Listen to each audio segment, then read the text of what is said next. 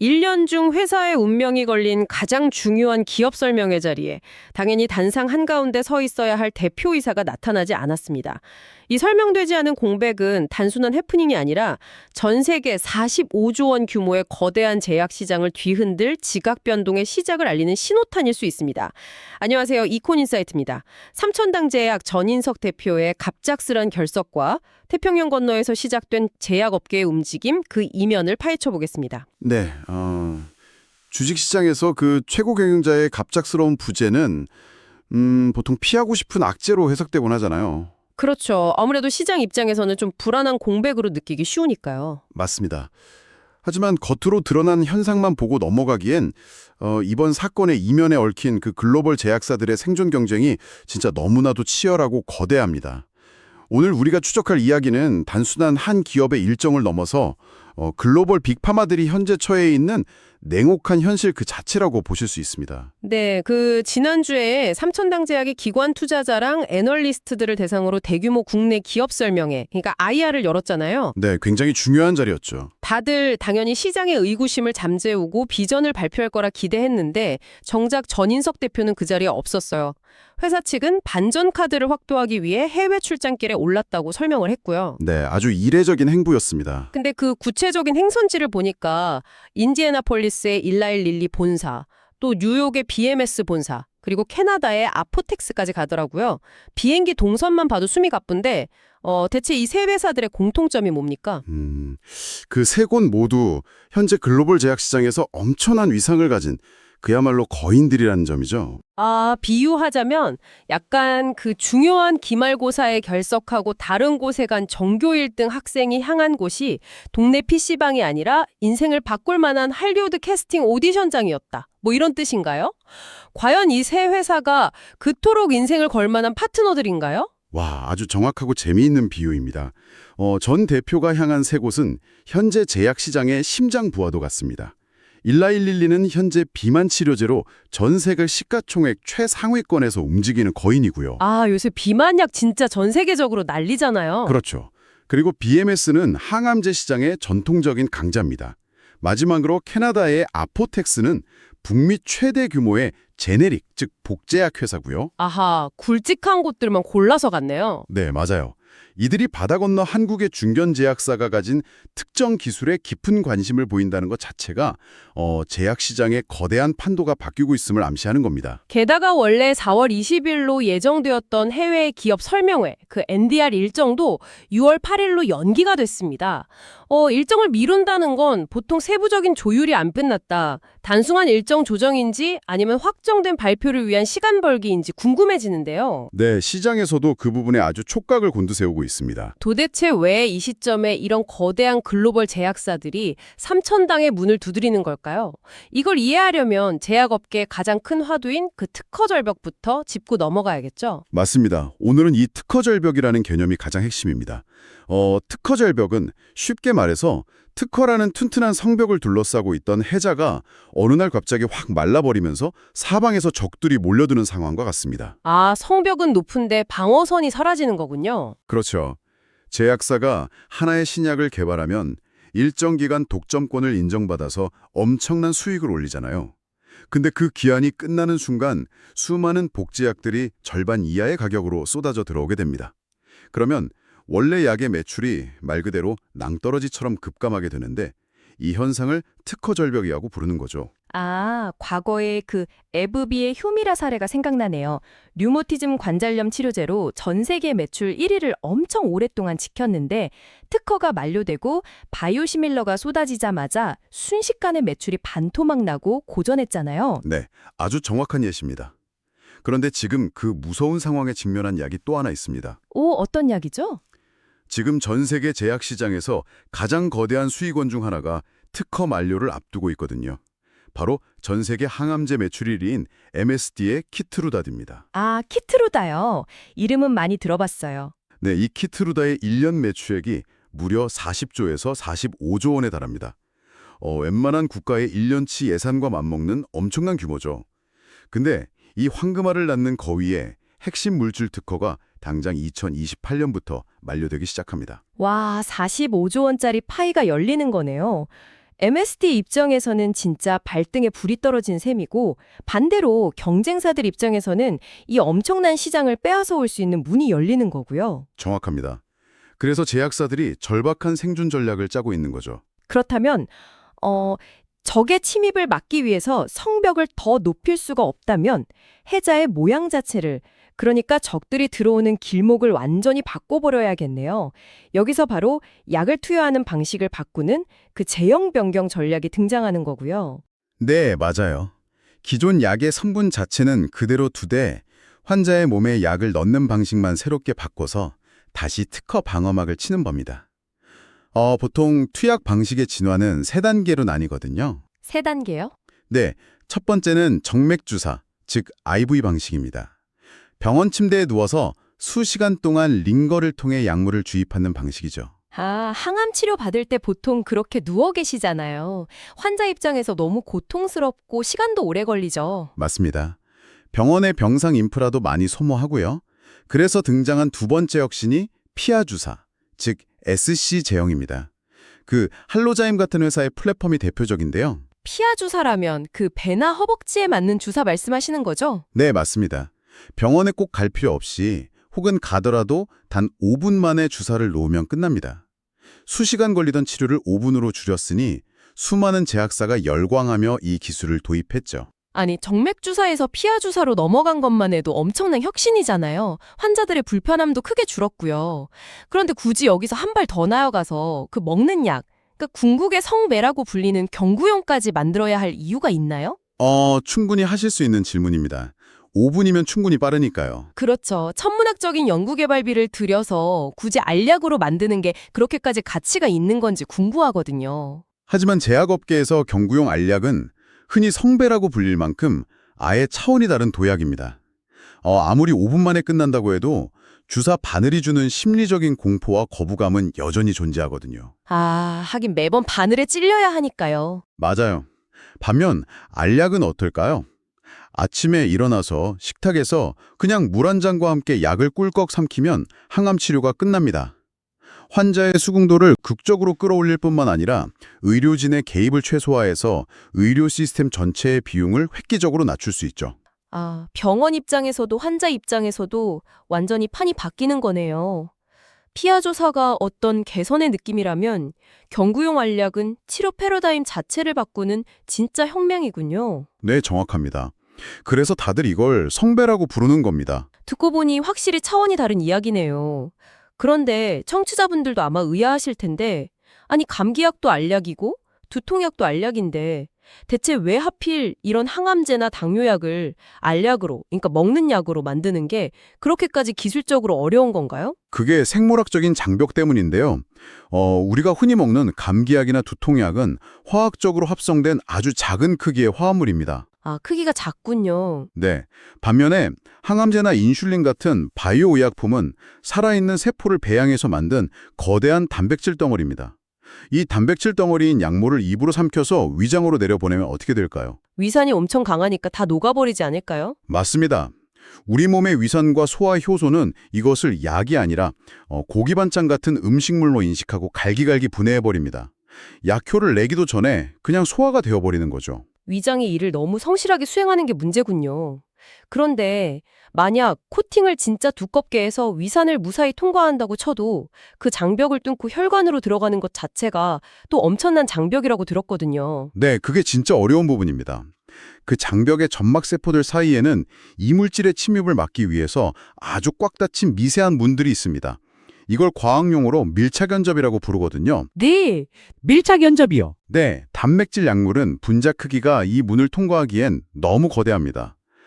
비교를 해보자면 최근 전 세계를 강타한 비만 치료제, 위고비나 인슐린 같은 약물의 크기가 중형견 정도 사이즈라면요. 네, 중형견. 지금 우리가 이야기하는 MSD의 키트루다나 BMS의 옵디보 같은 항암제는 분자량이 수십 배나 더 큰 성체 코끼리 수준입니다.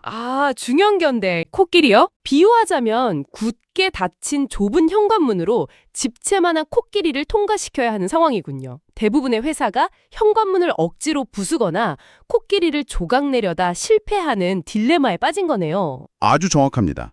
약효가 사라지거나 환자의 장벽세포가 망가지는 부작용이 생기는 거죠. 그렇다면 여기서 삼천당 제약의 그 에스페스 기술이 등장하는군요. 이 마법 같은 플랫폼의 핵심 원리를 좀 구체적으로 해보여 주시죠. 네, 에스페스 기술의 핵심은 물리적 보호와 화학적 상호작용의 결합에 있습니다. 물리와 화학의 결합이요? 네, 먼저 그 거대한 단백질 약물, 즉 코끼리에 특수한 흡수 촉진제 코팅을 딱 입힙니다. 이 코팅은 강력한 위산으로부터 약물을 완벽하게 보호하는 튼튼한 갑옷 역할을 하죠. 아, 일단 위장이라는 첫 번째 관문을 갑옷으로 무사히 통과하는군요. 그렇죠. 그리고 진짜 핵심은 장벽에 도달했을 때입니다. 코팅 물질이 장 점막세포들과 딱 만나면 앞서 말씀드린 그 밀착 연접이라는 현관문의 자물쇠를 화학적으로 살짝 느슨하게 만듭니다. 아, 그러면 삼천당은 마법처럼 현관문을 고무줄처럼 부드럽게 늘렸다가 닫는 셈인가요? 정확합니다. 물리적인 손상 없이 세포 사이의 결합을 아주 잠깐 동안만 안전하게 벌려주는 겁니다. 늘어난 틈 사이로 거대한 코끼리가 혈관 속으로 싹 스며들듯 들어가고 나면 현관문은 다시 원래 상태로 꽉 닫히는 거죠. 오, 진짜 신기하네요. 약물의 구조를 전혀 망가뜨리지도 않고 장벽세포에 영구적인 손상을 주지도 않으면서 흡수 경로를 열어주는 고도의 약물 전달 시스템, 즉 DDS 플랫폼인 겁니다. 그렇다면 이게 인슐린이나 비만 치료제 같은 중형견 사이즈를 뛰어넘어서 가장 난이도가 높은 코끼리급 항암제 경구화에 성공한다는 게 엄청난 의미를 가지겠네요. 결국 이 플랫폼 하나로 전 세계 수많은 주사제들을 알약으로 바꿀 수 있는 마스터키를 쥐게 되는 셈 아닙니까? 바로 그 지점입니다. 전인석 대표가 최근 주주총회에서 글로벌 파트너들이 우리 기술력을 인정했다고 강한 자신감을 보인 이유가 바로 여기에 있습니다. 아, 난이도 끝판왕을 깼으니까요. 맞습니다. 가장 뚫기 어려운 거대한 분자를 통과시키는 기술을 입증한다면 그보다 작은 약물들은 너무나 쉽게 적용할 수 있으니까요. 자, 이제 퍼즐이 조금씩 맞춰집니다. 그럼 다시 앞서 언급했던 세 거인들 이야기로 돌아가 보죠. 일라일릴리, BMS, 그리고 아포텍스. 이들은 각자 어떤 동상이몽, 어떤 셈법을 가지고 이 삼천당의 기술에 접근하고 있는 걸까요? 먼저 첫 번째로 일라일릴리를 살펴보죠. 릴리는 현재 비만 치료제로 그야말로 시장을 휩쓸고 있습니다. 하지만 경쟁사들이 곧 먹는 비만약을 들고 맹렬하게 추격해 올 거거든요. 알약 비만약이 나오면 판도가 또 바뀌겠네요. 그렇죠. 릴리에게 삼천당의 기술은 후발주자들의 알약 공격을 방어하는 가장 튼튼한 방패이자 시장을 아예 알약천하로 굳혀버릴 수 있는 새로운 공격의 창이 되는 겁니다. 방패와 창을 동시에 얻는 거군요.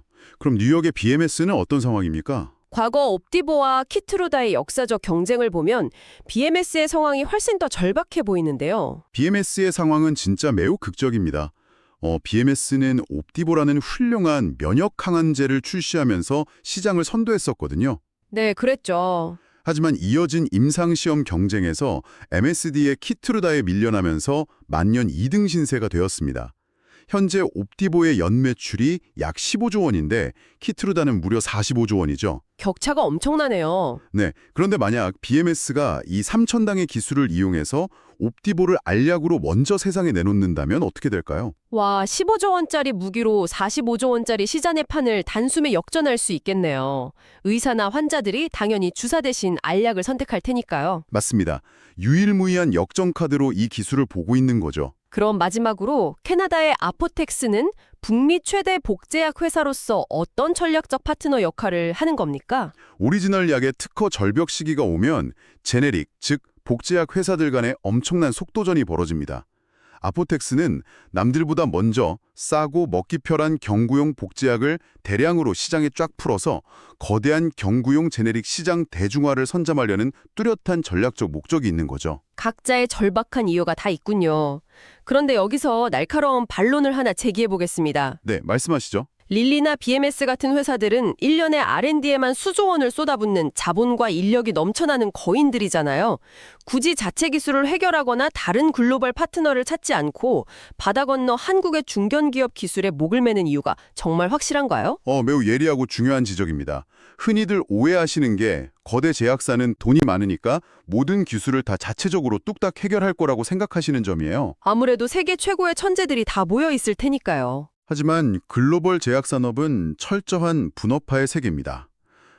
약의 효능을 내는 물질을 발굴하는 영역과 그 약을 몸속 원하는 곳까지 정확히 배달하는 약물 전달 시스템, 즉 DDS 기술은 완전히 다른 차원의 전문성이거든요. 아, 비유하자면 최고의 스테이크를 굽는 요리사와 그 스테이크를 흔들림 없이 식지 않게 고객의 식탁까지 배달하는 라이더의 영역이 전혀 다르다는 뜻이군요. 와, 진짜 찰떡 같은 비유입니다.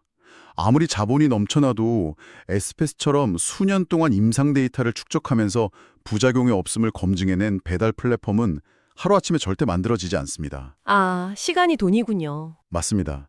만약 BMS가 자체 개발을 시도하다가 수년을 허비하는 동안 경쟁사인 MSD가 먼저 외부 기술을 확 사들여서 경구형 기트로다를 출시해버리면 어떻게 될까요? 그럼 영영 1등 자리는 못 찾는 거죠. 그렇죠. 그들에게는 연구개발 비용 그 자체보다 타이밍, 즉 시간이 훨씬 더 무섭고 중요한 자원입니다. 이미 확실하게 검증된 기술을 빠르게 사들여서 상업화의 결승선을 먼저 끊는 것, 그게 바로 빅파마들의 생존 공식입니다. 아, 2000년대 초반 닷컴 버블 때도 기술만 좋은 기업은 결국 사라지고 아마존처럼 상업화를 먼저 완성한 기업이 살아남았잖아요. 삼천당 역시 단순히 훌륭한 기술을 가진 걸 넘어서 파트너십이라는 결승선을 먼저 끊어야만 한다는 점에서 시간 싸움이 핵심이군요. 네, 상업화 속도전이죠. 자, 그럼 모든 시선이 6월 8일로 연기된 NDR 발표로 쏠립니다. 이 운명의 날, 거기서 나올 수 있는 세 가지 시나리오를 예측해 주시죠. 네, 크게 세 가지로 볼 수 있습니다. 첫 번째는 시장이 가장 열광할 슈퍼 모멘텀 폭발 시나리오입니다. 오, 슈퍼 모멘텀이요? 이번 출장에서 글로벌 빅파마와의 독점 본계약이 빵 체결되고 그 파트너사의 실명까지 딱 공개되는 경우입니다. 이렇게 되면 회사는 글로벌 플랫폼 기업으로 완전히 재평가받겠죠. 완전히 축제 분위기겠네요. 그럼 두 번째는요? 두 번째는 점진적 신뢰 회복 시나리오입니다. 글로벌 비즈니스는 최종 서명 전까지 철저한 비밀 유지 조항이 있어서 실명을 함구할 가능성이 높습니다. 보안이 생명이니까요. 네, 하지만 실명은 밝히지 못하더라도 구체적 데이터와 진행 현황이 확실하게 입증돼서 장기 투자 기반이 마련되는 시나리오죠. 튼튼한 콘크리트를 보여주는 거군요. 그럼 우리가 균형 있게 다뤄야 할 세 번째 리스크 시나리오는 어떻습니까? 세 번째는 리스크와 지연 시나리오입니다. 6월 8일이 됐는데도 여전히 원론적 답변만 반복되면서 협상이 길어지는 거죠. 이렇게 되면 상업화 속도전에서 밀려 경쟁 플랫폼이 먼저 등장할 우려가 커지게 됩니다. 네, 오늘 깊이 있는 분석 감사합니다. 전인석 대표의 출장은 단순한 자리를 비운 해프닝이 결코 아닙니다. 특허 절벽에 직면한 빅파마들의 절박함과 45조 원짜리 항암제 시장의 판도를 바꿀 코끼리를 통과시키는 독보적인 플랫폼 기술, 그리고 이 상업적 타이밍을 거머쥐기 위한 글로벌 속도전이 빚어낸 결정적 순간이었네요. 맞습니다. 제약 산업의 룰 자체가 바뀌는 현장을 우리가 지켜보고 있는 거죠. 청취자 여러분, 한번 상상해 보시죠. 만약 가장 까다로운 항암제조차 물 한 잔과 함께 알약으로 넘기는 기술이 글로벌 표준으로 자리 잡는다면 어떨까요? 언젠가 미래의 사람들은 우리가 병원에 누워 몇 시간씩 링거 주사를 맞았다는 사실을 마치 조선시대의 의료행위처럼 낯설고 고통스러운 과거의 유물로 여기게 되지 않을까요?